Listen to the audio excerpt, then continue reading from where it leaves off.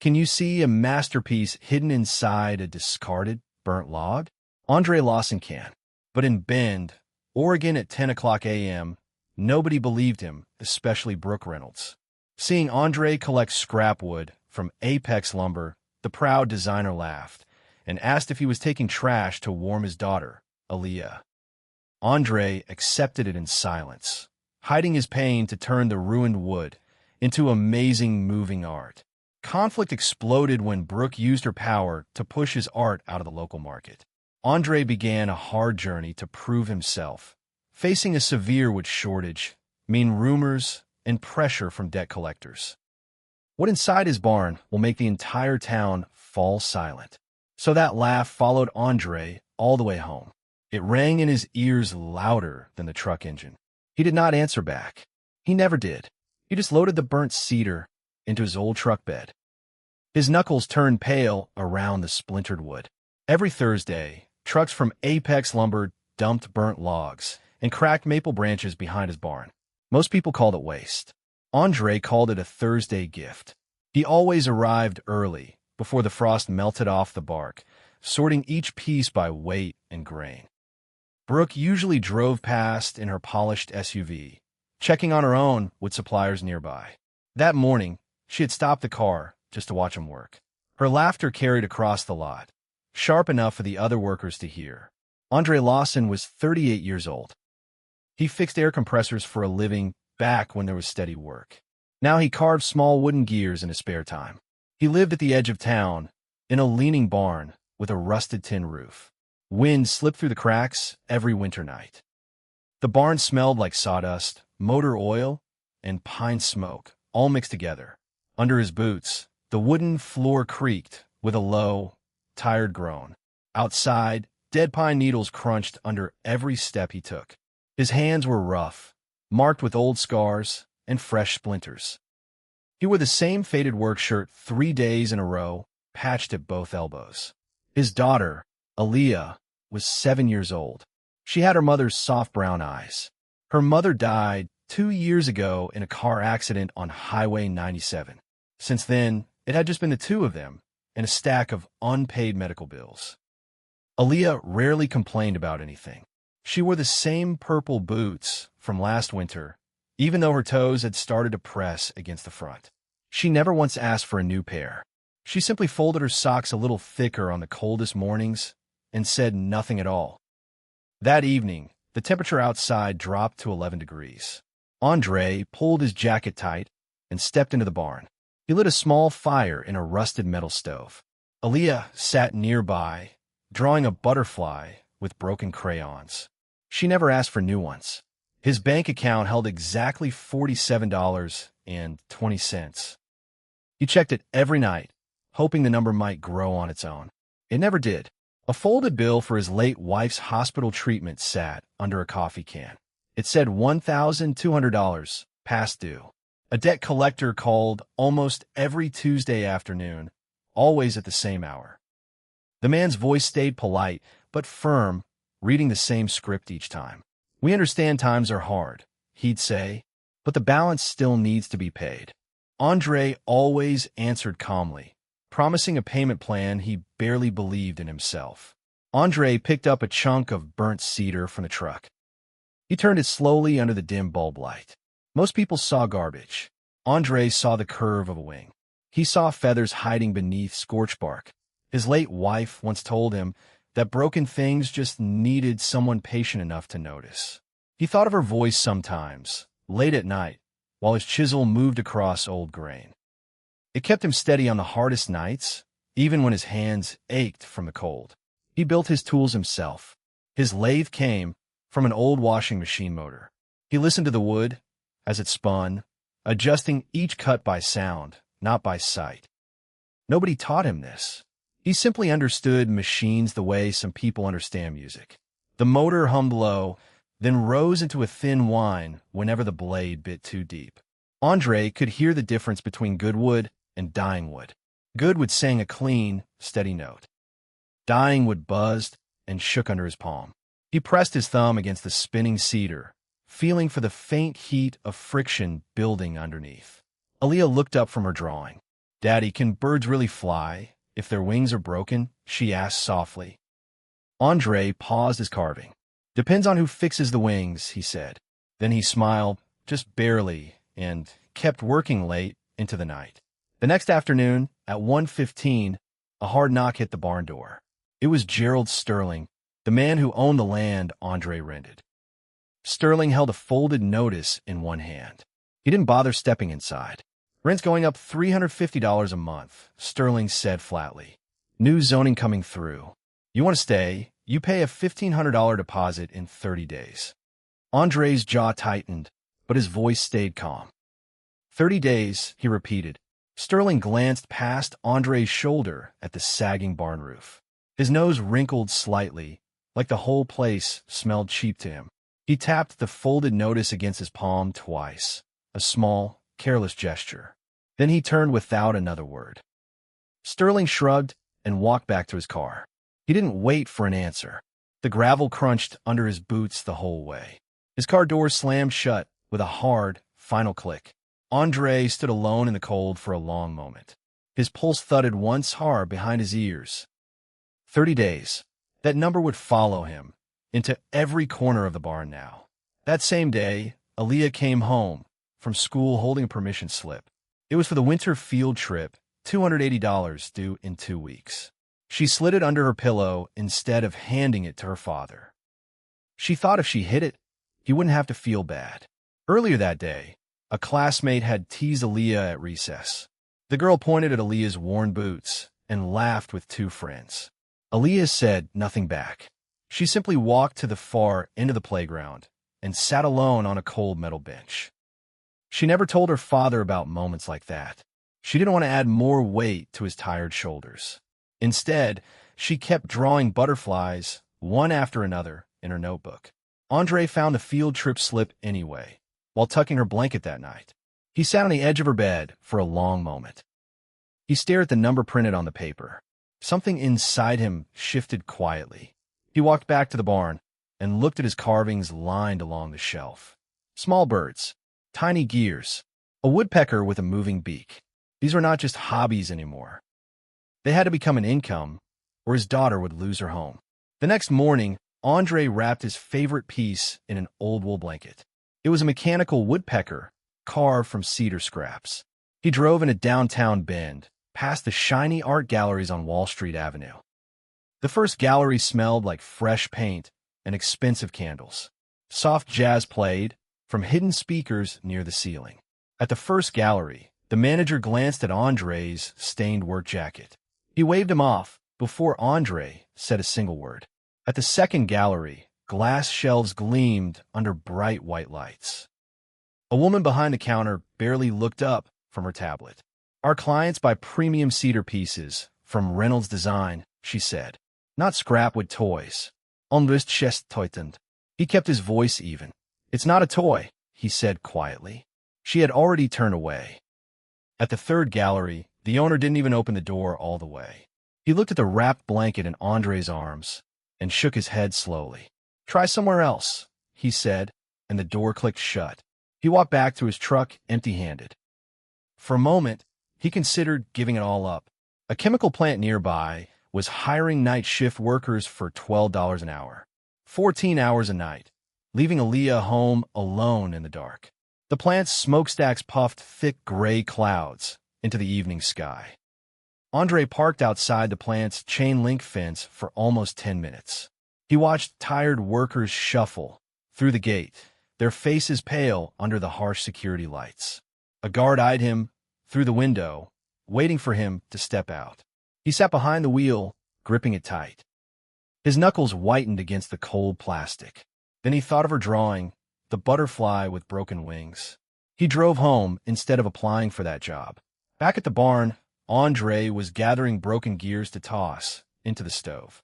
That's when Silas Montgomery walked up the path. Silas was 74 years old, a retired railroad engineer who lived alone nearby. He carried a thermos of warm potato soup. You've been carving out here for months, Silas said. I've been watching. Steam curled up from the thermos, fogging the cold air between them. Silas set it down on an old crate and rubbed his weathered hands together. His knuckles were thick and swollen from decades of railroad work. He didn't hand Andre any money. Instead, he set down a dusty oak chest at his feet. The lid hinges groaned as he pushed it open.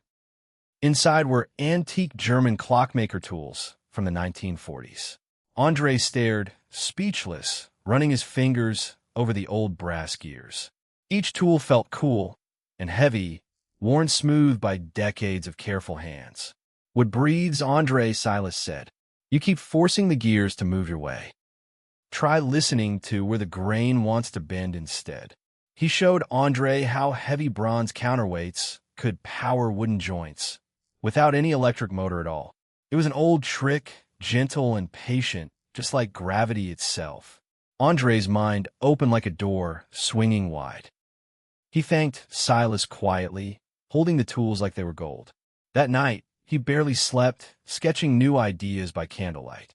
He drew wings first, then circled back to redraw them 3 more times. Each sketch grew bolder than the last, less afraid of taking up space. By sunrise, he had settled on something enormous, something impossible to ignore. A phoenix, rising from the very ashes people had laughed at. At 9 that evening, under a flickering 60-watt bulb, Andre made his choice.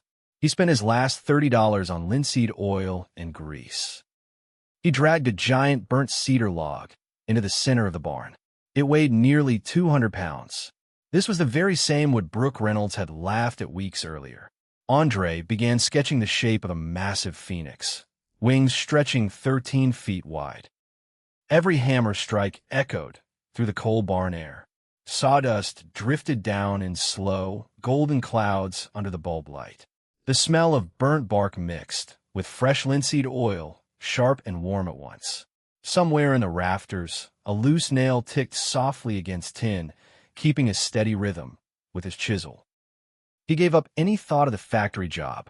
He had 20 days left before the rent deadline. 20 days to turn ashes into something that could save his daughter's home. Snow piled up outside, nearly 8 inches deep within a week. Silas came by each afternoon to watch Aaliyah after school. He taught her how to sand tiny wooden feathers with careful patience. "You're helping Daddy build something amazing," Silas told her. Aaliyah beamed with pride, holding up a smooth little feather for him to see. Silas would sip hot cocoa while she worked, telling old stories about trains and mountain tunnels. Aaliyah listened closely, her sandpaper moving in slow, careful circles. Sometimes she hummed quietly to herself, matching the rhythm of her small hands. Silas never rushed her. He simply let her learn at her own gentle pace, one smooth feather at a time. Brooke Reynolds ran Reynolds Design, the biggest architecture firm in the region. Her father built the company from nothing decades earlier. She believed polish and pedigree meant everything in her business. Anyone without proper training, in her eyes, had no right to call themselves an artist. But trouble followed close behind. Brooke Reynolds heard that Andre was collecting maple scraps from local lumber yards. Her stomach tightened at the thought of an untrained handyman selling art in her town. She used her company's influence to shut every supplier's door in his face. No mill in town would sell him another splinter of wood. Rumors started moving through town too, quiet but sharp. Someone at the diner said Andre was hoarding junk on purpose, planning to sell fake antiques to tourists. Another neighbor claimed his barn was a fire hazard waiting to happen. None of it was true, but truth rarely stops a rumor once it starts rolling. Andre heard the whispers at the grocery store one afternoon. 2 women stopped talking the moment he walked past them. He kept his eyes forward and paid for his bread in silence. Then came a knock from a city building inspector. He arrived at 10 in the morning, holding a clipboard. His boots left wet prints across the barn's dusty floor. Someone had reported Andre for running an unlicensed workshop. The fine could reach $500 if he didn't comply. The inspector tapped his pen against the clipboard, unwilling to make eye contact. "Just doing my job," he muttered, avoiding Andre's steady gaze. He didn't ask who had filed the complaint. Andre already had a good guess. Andre had no choice but to work only by candlelight after that, using hand tools to keep the noise down. Every night, he chipped away in near silence, his shadow flickering against the barn walls.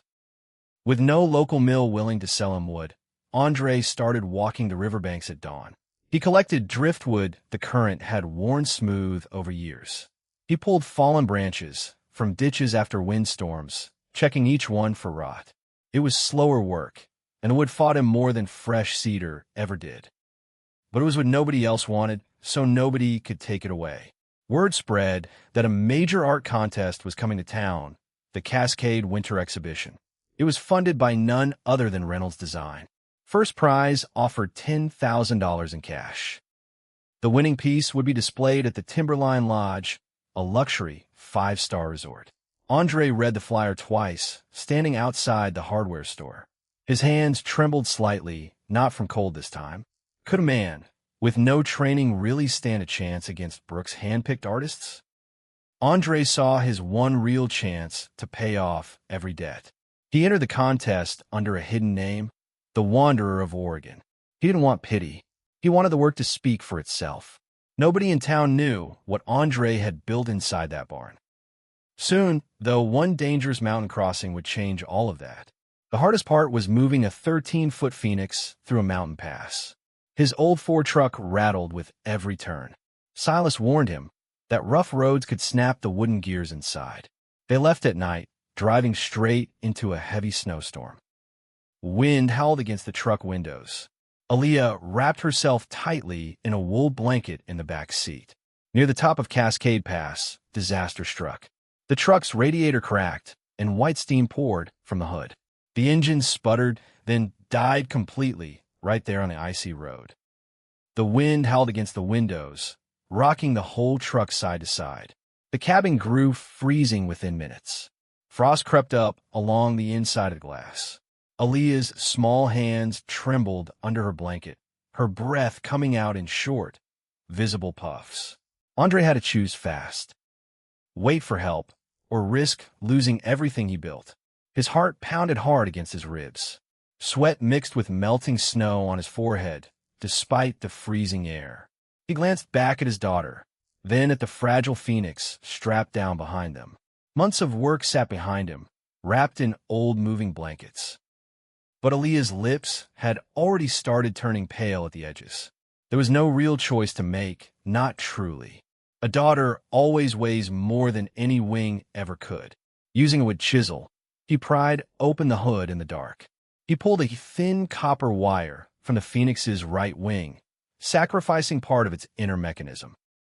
He used it to patch the broken radiator hose. The engine roared back to life. Andre exhaled a shaky breath, his hands still trembling from a cold. They arrived at the registration hall with exactly 5 minutes to spare. Warm light spilled out through tall glass doors, welcoming and unfamiliar all at once. But the Phoenix's right wing was now completely frozen in place, its delicate gears damaged beyond quick repair. The exhibition hall smelled of fresh varnish and warm coffee from a nearby table. Soft chatter filled the air, mixed with the clinking of glasses. The next morning, Brooke Reynolds walked into the exhibition hall as head judge. She recognized the anonymous piece the moment she saw the scorched cedar feathers. Her eyes narrowed with cold recognition. Mechanical failure in the right wing, she announced flatly. Disqualified from the main competition. The Phoenix was pushed into a dim hallway corner near the emergency exit. Fluorescent light flickered weakly above it, buzzing every few seconds. Andre accepted the decision, without argument, though his stomach twisted painfully. Aaliyah started crying softly, exhausted from the long night.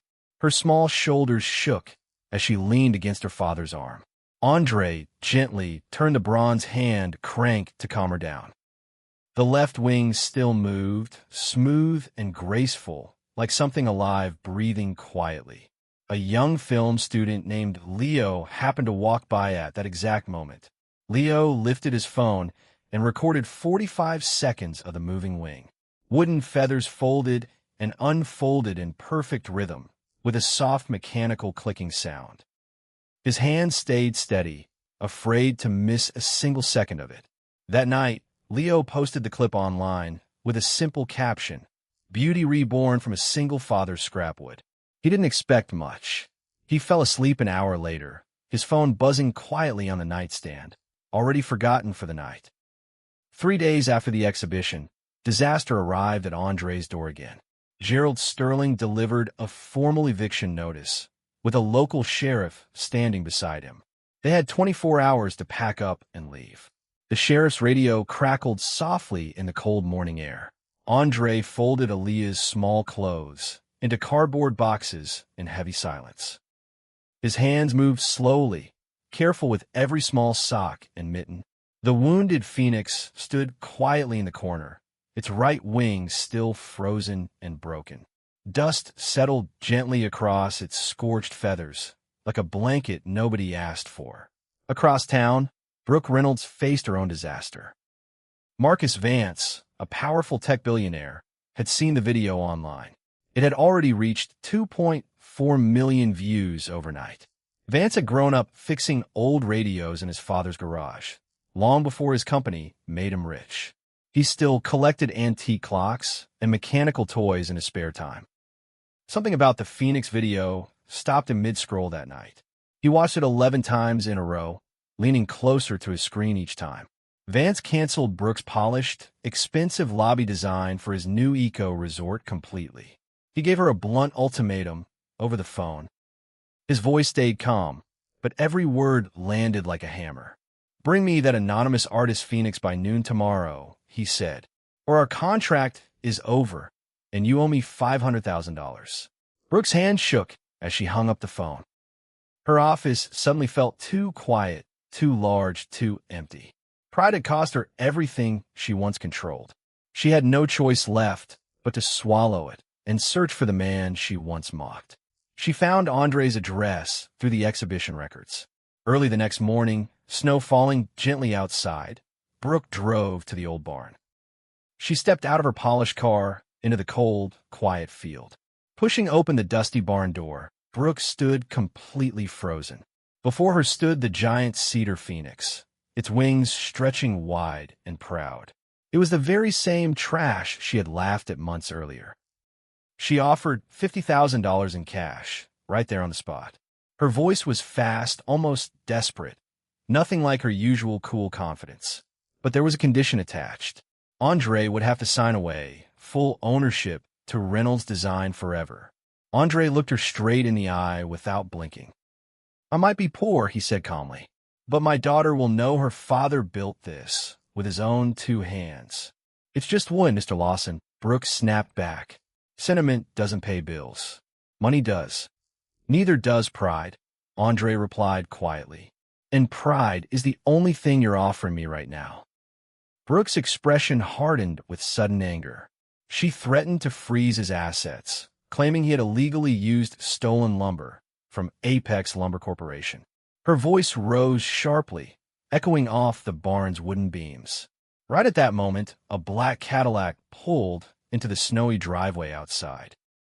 Marcus Vance stepped out, with Silas walking calmly beside him.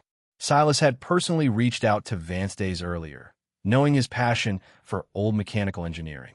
Vance had driven straight there, after seeing everything for himself. Vance walked into the barn and studied the massive phoenix in complete silence. He circled it slowly, examining every hand-carved feather with quiet admiration. His fingers hovered just above the wood, never quite touching it. He crouched down near the base, studying the bronze crank mechanism up close. "Whoever built this understands machines better than most engineers I know," Vance said quietly. Then he turned toward Brooke, his expression unreadable. Brooke's confidence crumbled completely under the weight of his stare. To save what remained of her company's reputation, she had one option left. She lowered herself to one knee on the dusty wooden floor. She offered Andre a sincere, public apology right there in front of everyone. Aaliyah watched from the doorway, her small chest swelling with quiet pride. Silas placed a steady hand on Andre's shoulder, saying nothing at all. Marcus Vance stepped forward and extended his hand toward Andre. He didn't care about polished suits or fancy diplomas. He cared about genius wherever it happened to hide. "I want this phoenix in my resort lobby," Vance said firmly. "And I want 3 more pieces after that." He offered a contract worth $250,000 for future work. Andre's hands trembled as he read through each line carefully. Every clause was written in plain, respectful language, nothing like the cold rejection he once faced downtown. This wasn't charity. This was respect, finally given where it belonged. Spring arrived gently, over Bend a few months later. Snow on the Cascade peaks melted into soft green hillsides. The Phoenix stood fully repaired in the resort's grand entrance hall. A bronze plaque beneath it read simply, "Crafted by artisan Andre Lawson." Visitors from across the country stopped to admire its slow, graceful wing beat. Nobody there remembered the scrap what it once was. With his new earnings, Andre bought back the entire farmland from Sterling outright. He turned the old leaning barn into a free workshop for local children. Kids without money could now learn woodworking and simple mechanics for free. Silas stayed on as manager of a small scholarship fund. It was named quietly after Andre's late wife, a gift to other struggling families. He spent his afternoons teaching children how gears and patience work together. On weekends, the barn filled with the sound of small hands sanding wood and soft laughter bouncing off the rafters. Kids who once had nothing learned to build something with their own 2 hands. Andre walked among them slowly, offering quiet corrections, never raising his voice once. The classmate who once teased Aaliyah about her boots came by one Saturday, too. She sat quietly at the workbench, sanding a small wooden bird beside Aaliyah. Neither girl mentioned the playground. They didn't need to. Aaliyah, wearing a warm new winter coat, stood proudly beside the Phoenix one afternoon. She reached up and gently turned the old bronze crank herself, taller now than she used to be. The wooden wings unfolded slowly, catching the soft spring light. A small crowd nearby paused to watch, phones lifted, smiles spreading across tired faces. The Phoenix rose in place, wings spreading with quiet, mechanical grace. It moved exactly the way her father once promised it would. From burnt ashes and broken scraps, something whole had finally taken flight. Brooke Reynolds visited the resort lobby, sometimes too, though never announced. She stood at a careful distance, watching families gather around the moving wings. She had learned, slowly and painfully, that skill wears many different kinds of clothes. Some of it comes wrapped in silk. Some of it comes covered in sawdust and old grease.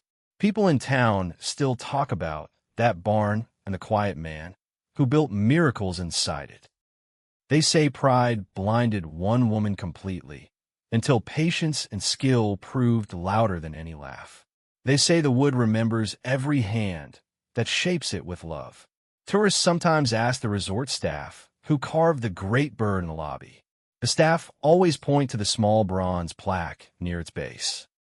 Few of them ever meet Andre in person. He prefers the quiet of his barn, surrounded by children learning to listen to wood the way he once did. And somewhere in Bend, Oregon, a small girl still turns a bronze crank each spring. She watches wooden wings rise toward the sky, carrying her father's story higher than anyone once believed possible.